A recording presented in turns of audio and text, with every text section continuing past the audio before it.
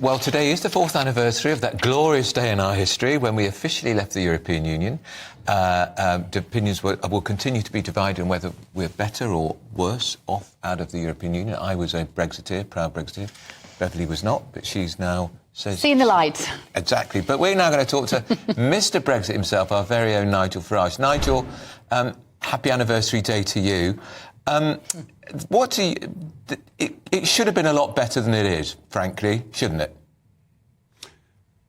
Well, let's just remember, that 4 years ago today at 11 p.m, we left the European Union, and I was there with a huge party in Parliament Square. I was there. And it was something to celebrate, because, you see, it wasn't just, was it, the referendum, it was the attempt over the next few years by almost the entirety of the British establishment to overturn that result. So the fact we got over the line on that day is something to celebrate.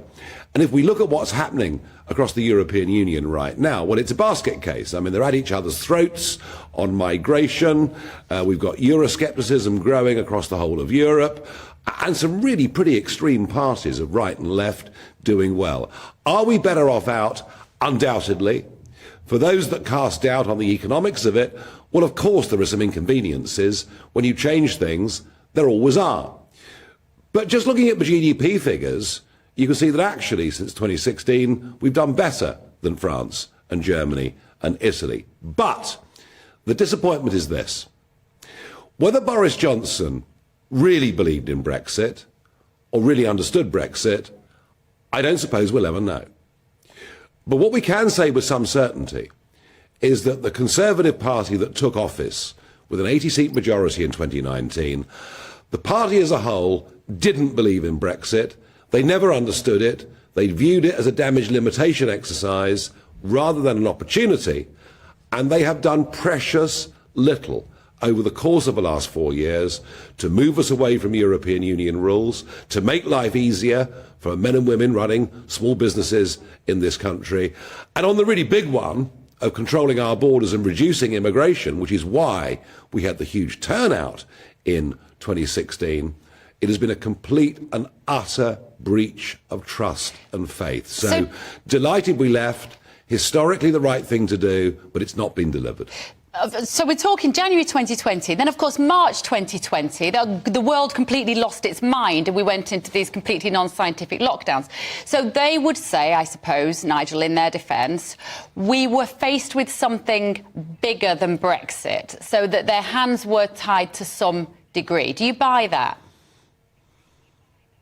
Well, hang on, the whole of Whitehall, every single civil servant wasn't involved with lockdown. I mean, most of them were lounging at home doing nothing. The whole of government, the whole of government, every government minister wasn't, hands-on with the pandemic. And let's face it, all of this ended a long time ago. Was the pandemic a problem? Of course it was. Did we make mistakes? Yes, of course we did. Some of them perhaps will prove to be long-term historic mistakes. But none of that gets away. None of that gets away from the fact that you go out there now, you stop people on the street in any town in this country running their own business and you ask them, has life become easier in the last 4 years? And they'll probably tell you that in many ways the regulations have got tougher. And that's the real sense of disappointment. And isn't it funny? The French Prime Minister yesterday was in the Assemblée Nationale talking about Frexit. France mustn't leave the European Union. The leader of the AfD in Germany now wants a referendum on whether Germany should leave the European Union. The only country in which there seems to be a debate saying how wonderful the EU is are the Remainers who never give up in this country. And Nigel, you talk about that impact on small businesses, maybe medium-sized businesses. Is that the failure of the government, of the Tory government, to deliver its pledge to abolish so many of these cumbersome rules and regulations? I heard Kemi Badenoch talking about it on GB News at the weekend. They've got rid of so many, but there are thousands more still in place. Well after the last lockdown, and this is important, Bev, well after the last lockdown, there was a proposal to get rid of thousands of EU rules. Rishi Sunak was elected. Well, he didn't get elected, but subsequently when Truss resigned, he promised in his leadership bid that he'd get rid of thousands of EU rules. once he became Prime Minister, he dropped that pledge. And let's see what comes at 2 o'clock this afternoon. Let's see what's in that deal with Northern Ireland. You see, if the DUP are happy, there may well be a promise from Sunak that we will not break away any further from EU rules.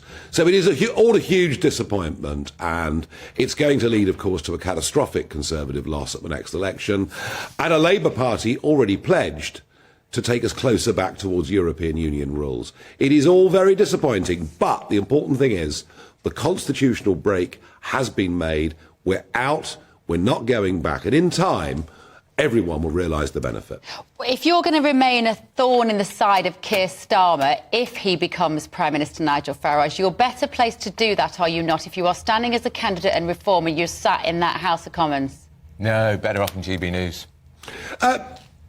Well, I mean, there's a very good debate there, and in fact, the two of you have just put it forwards, haven't you? I mean, one is that, with GB News and with a huge social media following, that, I can exert considerable influence.